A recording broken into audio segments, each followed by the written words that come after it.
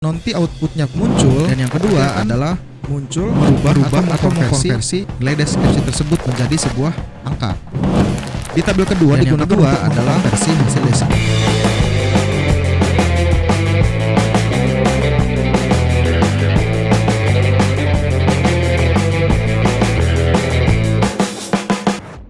Assalamualaikum warahmatullahi wabarakatuh. Terima kasih tetap setia nonton channel ini. Pada video kali ini kita akan membahas bagaimana cara membuat rapot PAUD dengan penilaian deskripsi. Maksudnya gimana? Kali ini kita akan membuat sebuah rapot dengan hasil outputnya adalah murni deskripsi dengan logika yang berbeda-beda tiap anak. Nah, sebelum masuk ke tutorialnya, saya ucapkan selamat datang dan silahkan tekan tombol subscribe-nya ya. Oh iya, saya jelaskan sedikit berkaitan dengan materi yang akan kita bahas. Di sini kita akan membuat dua pembahasan, yaitu back end dan front end. Back end kita anggap sebagai dapur olah dan front end adalah output rapotnya. Back end terdiri dari database sekolah, database rapot, database siswa, dan database kompetensi. Dan front end terdiri dari output rapot dan output profil siswa. Semoga video ini gak kepanjangan ya, biar bisa dua sekaligus ya. Yang pertama kita bahas tentang back endnya dulu. Hal dasar sebelum membuat rapotnya, kita harus punya database-nya terlebih dahulu. Minimal memiliki database daftar nama anak dan database kompetensi dasar, serta database indikator pengembangan. Di database saya, untuk database siswa terdiri dari mulai nomor induk, nama panggilan, jenis kelamin, umur, terus tempat tanggal lahir, anake, jumlah saudara, agama, nama orang tua, sampai ke tinggi badan kayak gitu. Di database sekolah terdiri dari nama, NIS, alamat sekolah, nomor telepon sekolah, nama kepala sekolah, dan NIP. NIS yang pertama di sini adalah NPSN sekolah, sedangkan yang di bawah itu NIP kepala sekolah. Ini sebagai contoh aja ya. Bisa gunakan yang lebih rapi lagi. Terus yang selanjutnya di database rapotnya saya memasang tahun ajaran, semester, dan tanggal gitu. Ini untuk output rapotnya.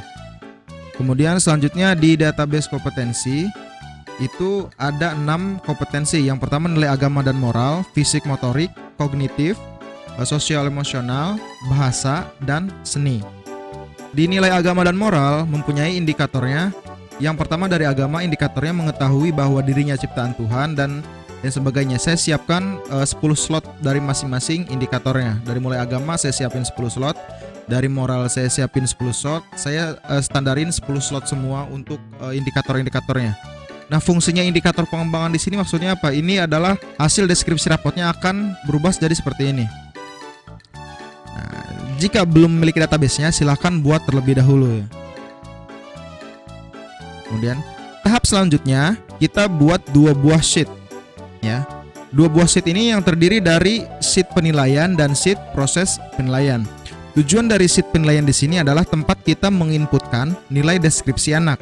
Sedangkan sheet proses penilaian digunakan untuk mengkonversi atau memproses data dari sheet penilaian tersebut. Jadi sederhananya gini. Kalau sheet penilaian itu tempat kita nginput data, sedangkan sheet proses adalah tempat mengkonversi penilaian tersebut kayak gitu. Masuk ke bagian sheet penilaian. Sekarang buat sebuah tabel dengan headernya dari mulai nomor induk, nama lengkap, dan kompetensi yang akan dinilai. Saya sudah siapkan di sini biar tidak terlalu banyak memakan waktu ya. Nah, kita buat seperti ini. Pertama, A ini maksudnya adalah poin dari kompetensi tersebut. Nah, di poin pertama kan agama dan moral. Jadi A itu adalah agama dan yang kedua moral kayak gitu. Kita samakan dengan database mata pelajaran atau database kompetensi kita. Nah, di sini kayak gini contohnya. Jadi yang bagian agama 10 slot ini di sini, yang A ini yang di sini, sedangkan yang B adalah yang bagian moral di sini. Kayak gitu. Poin A memiliki indikator 10, poin B memiliki indikator 10. Kayak gitu. Kita buat masing-masing slotnya 10 slot ya. Per indikator kita buat 10 slot. Buat semua. Kita buat seperti ini. Jika belum silahkan buat terlebih dahulu. Nah, selanjutnya kita masukkan nama anak ya, masukkan nama anak. Boleh menggunakan copy paste atau cukup menggunakan hyperlink. Penggunaannya cukup ketik sama dengan, kemudian arahkan sheet ke DB siswa atau database siswa, kemudian klik enter. Sisanya tinggal ditarik aja, di drag ya. Sama dengan nomor induk juga. Selanjutnya, nah sekarang kita akan membuat combo box di dalam selnya ya. Bagi teman-teman di sini yang kebingungan dengan contoh pop-up yang muncul tulisan seperti ini adalah comment section ya. Nah, silahkan masuk ke bagian data, kemudian pilih data validation. Nah, di sini di bagian setting, di tab setting kita pilih list, kemudian masukkan ya dan tidak. Silahkan masukkan ya, titik koma, atau tidak. Nah, kalau misalkan tidak berjalan silahkan gunakan koma ya. Kalau misalkan tidak berjalan atau ada error silahkan gunakan koma. Kadang-kadang ada yang pakai titik koma dan ada yang pakai koma saja. Selesai dan titik. Oke. Bagaimana kalau misalkan kita satu-satu kan ngabisin waktu nih. Bagaimana caranya biar bisa sekaligus? Hal yang pertama, kalian blok dulu selnya, kemudian masuk ke data validation. Kemudian baru saya setting kayak tadi ya. Ya, titik koma, tidak kayak gitu. Oke, saya akan jelaskan sedikit ya sebelum masuk ke tahap selanjutnya. Kita menggunakan pilihan ya dan tidak. Kita akan menganalogikan deskripsi terlebih dahulu. Jadi kalau gambarannya kayak gini nih. Contoh, anak bernama Budi. Indikatornya adalah anak mampu membaca buku cerpen dengan baik. Ini adalah sebuah indikatornya. Sekarang kita buat sebuah hipotesisnya. Kita buat dua hipotesis. Yang pertama, Budi bisa baca. Nah, hipotesis kedua, Budi tidak bisa membaca. Sekarang kita sederhanakan. Misalkan jika bisa sama dengan ya dan tidak sama dengan tidak. Paham ya sampai sini ya? Selanjutnya, setelah selesai semua, buat lagi tabel dan kolom yang sama, tapi hanya khusus untuk indikatornya saja. Nama dan nomor induk tidak disertakan. Kira-kira di sini ada yang ngerti nggak kenapa kita disiapkan dua tabel dalam satu sheet? Tabel pertama di sini digunakan untuk memasukkan poin deskripsi ataupun menginput nilai deskripsi. Di tabel kedua digunakan untuk mengkonversi hasil deskripsi tadi. Jadi kalau misalnya kalau teman-teman di sini bingung, kok itu bukannya ada di bagian proses? Nah, itu bagian yang lain. Jika di tabel pertama penilaiannya cukup menggunakan ya dan tidak sebagai acuan, tabel kedua kita mengkonversinya menjadi sebuah angka.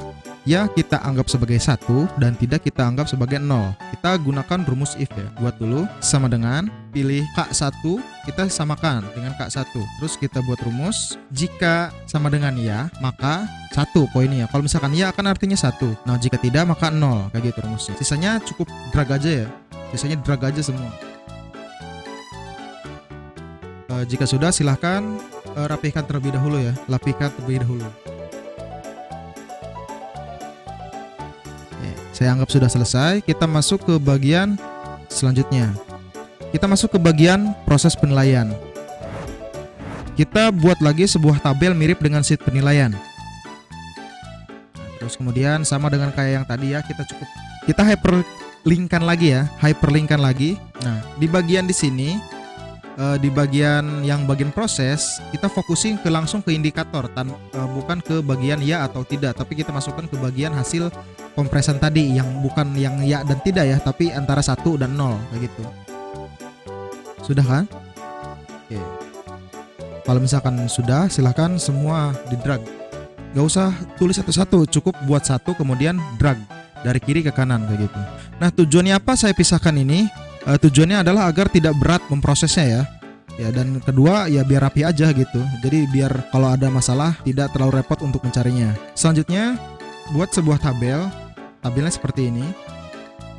Tabelnya di sini adalah bahan acuan materi ya. Bahan acuan materi ini dipergunakan untuk membuat kalimat pertama dalam sebuah output rapotnya. Contoh di bagian nomor 1 di sini adalah bagian nilai agama dan moral.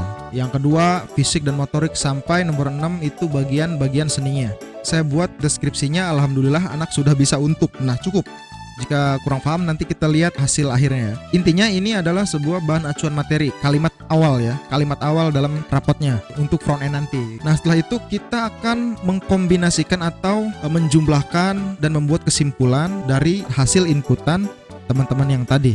Kenapa kita harus buat tabel ini? Ini berfungsi untuk menjumlahkan hasil keseluruhan indikator ke dalam satu kompetensi. Nah, di satu kompetensi kan ada 20 indikator ya di sini. Kita lihat dari nilai agama dan moral, kita punya 2 kompetensi dan 20 indikator. Nah, masing-masing kompetensi memiliki 10. Terus kalau misalkan 2 kompetensi maka ada 20 indikator. Nah, kayak gini.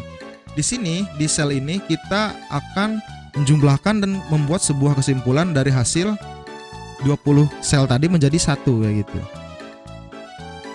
Dalam membuat rumusnya kita akan menggunakan if dan COUNTIF. Untuk rumusnya nanti akan saya sertakan di deskripsi ya. Kalau misalkan sudah selesai tulis di sini, cukup drag aja dari atas ke bawah, semua sama.